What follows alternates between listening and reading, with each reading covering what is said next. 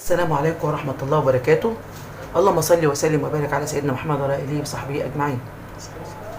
ازيكم يا حبايبي، عاملين ايه؟ يا رب تكونوا بخير. هعمل لكم النهارده ان شاء الله باذن الله الفل المدمس. انا عملته قبل كده في القناه، بس طبعا رمضان كل سنه وانتم طيبين على الابواب، فكلنا بنعمله كتير في رمضان. يعني بيبقى الايام العاديه بنعمل بس في رمضان بيبقى اكتر يعني.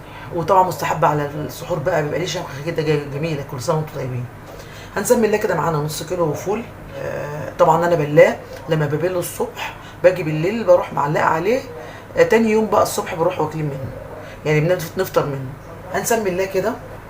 معانا كمان جزره مبشوره، معانا عدس، معانا طماطميه مبشوره. في ناس بتحط طماطميه سليمه زي ما انت عايزه، بس انا ببشرها عشان مع التسويه ما تبقاش ليها قطع كده يعني. ومعانا طبعا فص ثوم، ومعانا طبعا عصره ليمونه صغيره كده، ومعايا نص معلقه كمون. انتوا عارفين البقول بتعمل انتفاخات جامده زي ما انتوا شايفين. انا طبعا غسلاه ونقعاه من الصبح. دلوقتي احنا بالليل.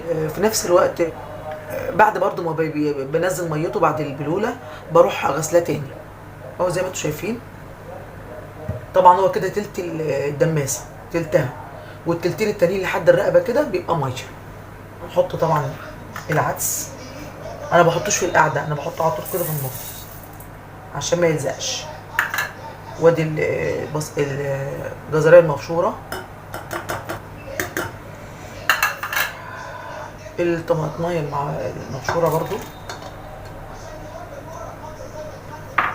فص الثوم يديله طعم. طبعا الحاجات دي كلها يعني برغبتكم يعني انت لو حطيتي فول تدمسيه وحطيتي ميه بس هيبقى زي الفل برضو، بس كل الحاجات دي بتزودي النكهات بتاعته او الطعم بتاعته، بتخليه اكتر.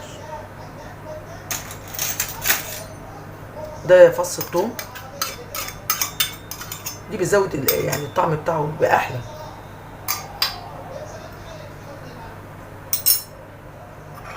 وطبعا عصره ليمونه صغيره، ممكن تحط ليمونه بحالها يعني نص الليمونه اهو، مفيش مشكله يعني اهو.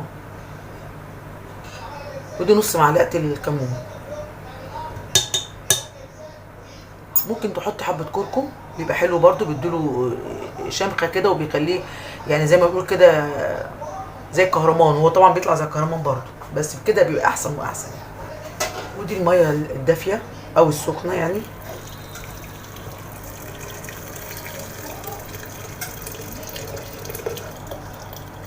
ممكن تديله غلوه على البوتاجاز، غلوه واحده بس، وممكن تحطيه كده على طول. مفيش اي سخان عندك او اللي هو بيعمل بتاع الفول ده والتدميس، بيبقى على البوتاجاز وبتشعريه قوي قوي قوي يعني اقل درجه حراره. اهو السخان ده بتاعي انا بستعمله على طول. حلو جدا لان يعني بسيط، مش حرارته عاليه قوي، فللصبح بتلاقيه بقى فول مش عارفه اقول لك يعني. زي ما انتم شايفين كده هسيبه. انا طبعا حاطه يعني مسخناه من شويه. خلاص بقى كده سيبيه للصبح تاكلي احلى فول، وهوريه لكم. زي ما انتم شايفين كده بقى هو استوى وبقى اخر حلاوه. بصوا الجمال، بصوا الجمال بقى بالحلاوه.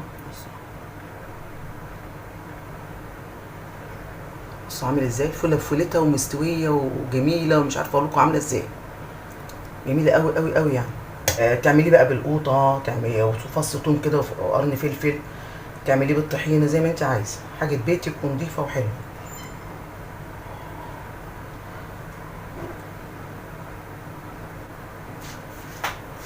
حط عليه بقى زيت حار، بحب انا قوي زيت الحار.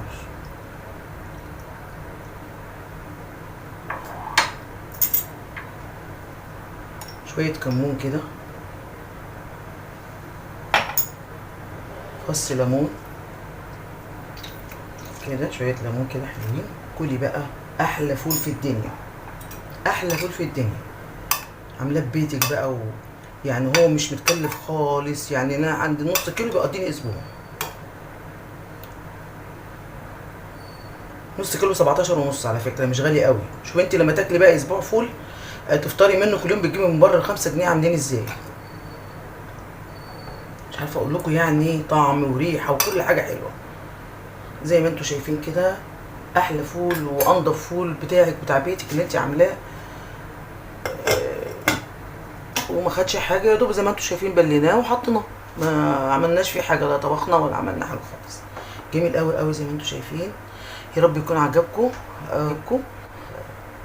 لايك وشير وفعلوا الجرس عشان توصل لكم. ميرسي قوي، السلام عليكم.